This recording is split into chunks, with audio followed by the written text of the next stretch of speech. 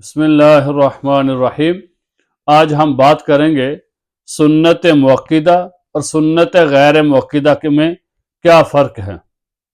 پہلے یہ جان لیں کہ سنت موقدہ کون سی ہیں اور سنت غیر موقدہ کون سی ہیں۔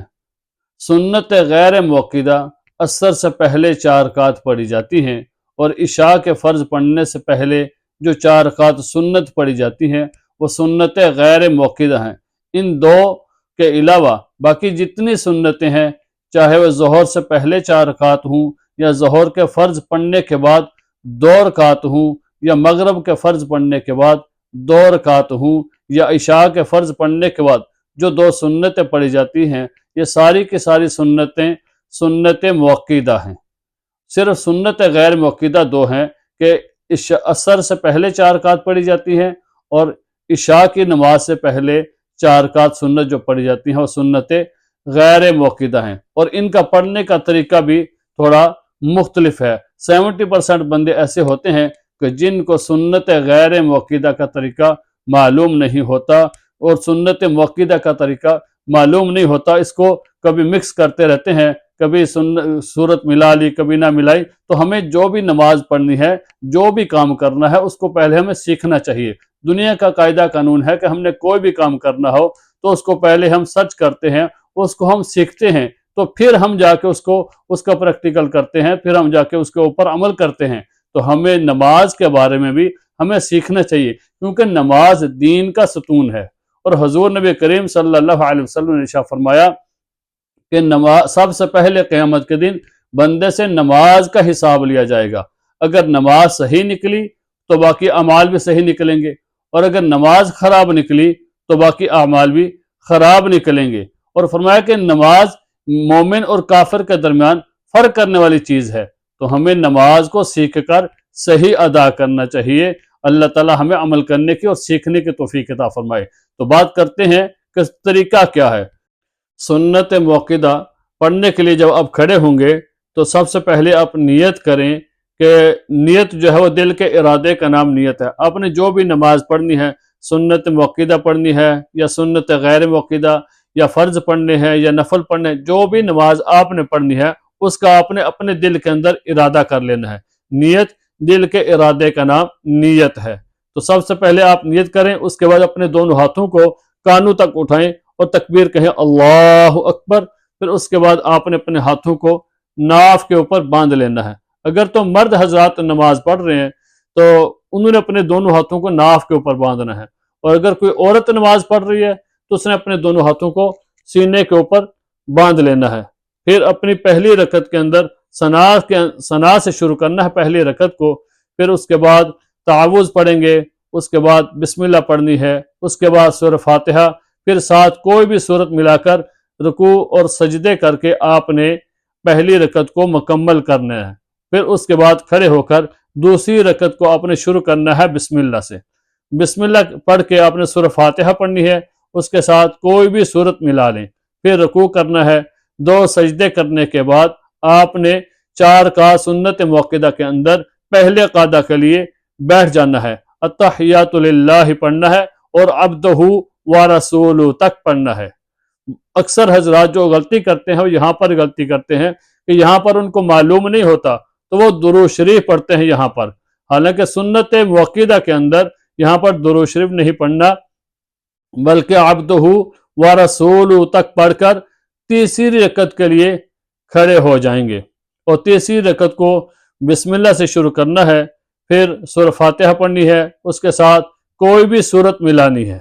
سنت موقدہ کے اندر تیسری رکعت کے اندر سورہ فاتحہ کے بعد کوئی بھی سورت ملانا ضروری ہے۔ پھر رکوع کریں گے، سجدے کرنے کے بعد آپ نے اپنی تیسری رکعت کو مکمل کر کے چوتھی رکعت کے لیے کھڑا ہو جانا ہے، اور اپنی چوتھی رکعت کو آپ نے شروع کرنا ہے بسم اللہ سے۔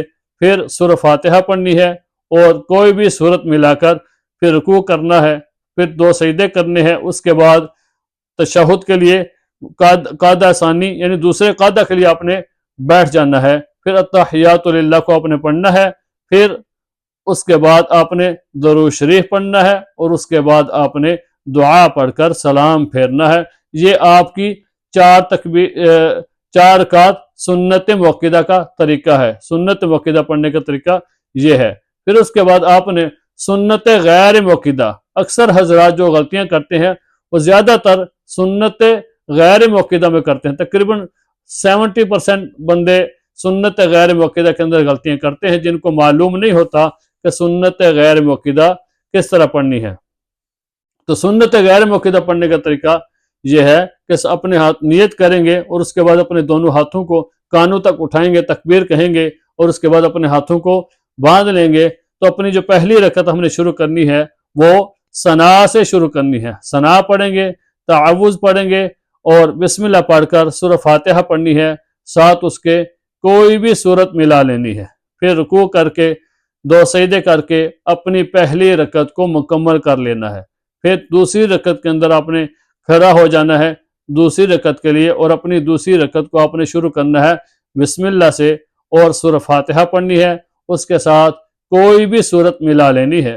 اس کے بعد آپ نے رکوع کرنا ہے اور 2 سجدے کر کے آپ نے پہلے قاعدہ کے لیے سنت غیر موقدہ میں دوسرے پہلے قاعدہ کے لیے آپ نے بیٹھ جانا ہے۔ تو یہاں پر آپ نے التحیات للہ پورا پڑھنا ہے، اس کے بعد آپ نے درود شریف بھی پڑھنا ہے اور اس کے بعد دعا بھی پڑھنی ہے۔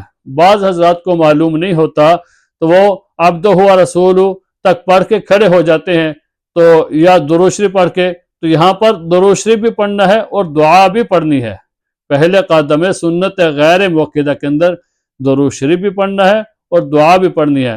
پھر آپ کھڑے ہو جائیں تیسری رکعت کے لیے، تو تیسری رکعت کو آپ نے شروع کرنا ہے دوبارہ ثنا سے، ثنا پڑھنی ہے اور ثنا پڑھنے کے بعد آپ نے تعوذ پڑھنا ہے، پھر بسم اللہ پڑھنی ہے، پھر سورہ فاتحہ اور ساتھ کوئی بھی صورت ملانی ہے۔ اس کے بعد اپنی رکوع کرنا ہے اور 2 سجدے کر کے تیسری رکعت کو مکمل کرنے کے بعد آپ نے چوتھی رکعت کے لیے کھڑا ہو جانا ہے، اور چوتھی رکعت کو آپ نے شروع کرنا ہے بسم اللہ سے، ساتھ اس کے سورت فاتحہ پڑھنی ہے اور سورہ فاتحہ کے ساتھ کوئی بھی صورت ملانی ہے۔ اس کے بعد رکوع کرنا ہے، رکوع کرنے کے بعد 2 سجدے کرنے ہیں، پھر آپ نے دوسرے قاعدہ کے لیے بیٹھ جانا ہے۔ دوسرے قاعدہ کے اندر آپ نے التحیات پڑھنی ہے اور اس کے بعد درود شریف پڑھنا ہے، اس کے بعد دعا پڑھنی ہے، پھر جا کر آپ نے سلام پھیرنا ہے۔ یہ طریقہ ہے سنت غیر موقدہ کا۔